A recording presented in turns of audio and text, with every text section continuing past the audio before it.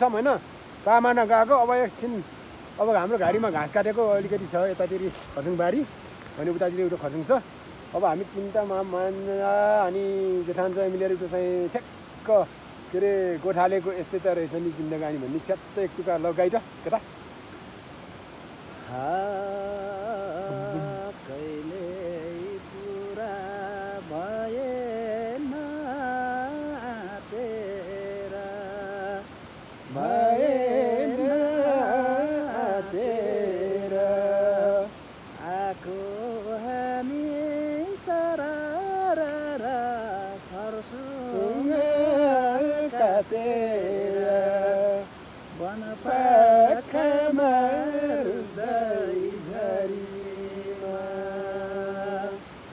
कहिले सुख